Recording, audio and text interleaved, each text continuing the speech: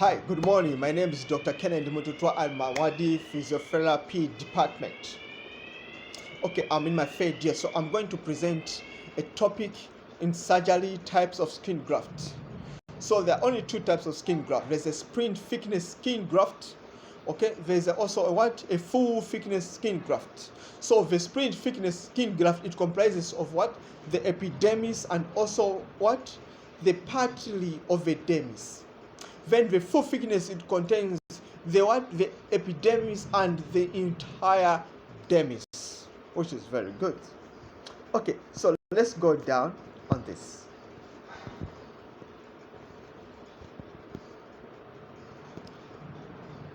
So the sprint thickness skin graft, okay, which people also refer to the partial thickness skin graft, include the epidermis and the portion of the dermis. Surgeons use it to cover wounds that are too large for superficial or for full thickness skin graft, Okay, they may also use a skin flap, a covering for the wound from adjacent skins. Doctor transfer it when it is still attached to the body, and therefore it has the intact blood supply.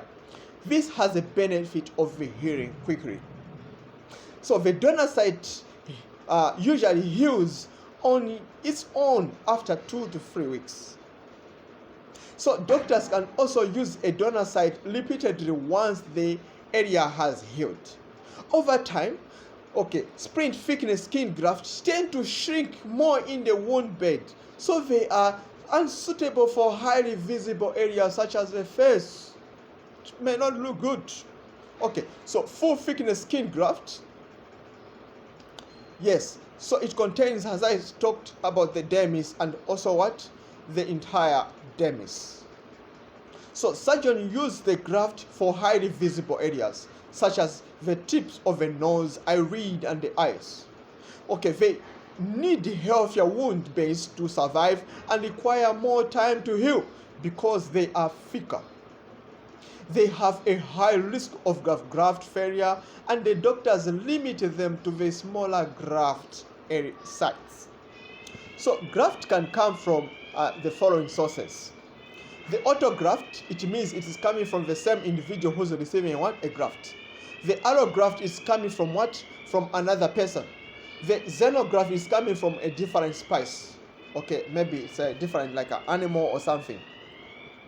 So there is this diagram. I don't know if you can see it, but due to time I will not go in this one. So the types of the skin graft, on the advantage and disadvantage. The sprint thickness skin graft is best survive and heals rapidly. Okay, the disadvantage is that it least resembles original skin, least resistance to trauma, poor sensation, maximum secondary contraction. So the thickness skin graft, okay, which has also on the advantage part, most resembles normal skin, minimal secondary contraction, resistance to trauma, good sensation, and aesthetically pleasing. Okay, on the disadvantage, poorly survivable, donor site must be closed surgically, donor site are limited. Yes, so otherwise these are two types of skin graft: the sprint thickness skin graft and the full thickness skin graft. And those are the advantages and disadvantages. Otherwise, thank you so much for being patient with me.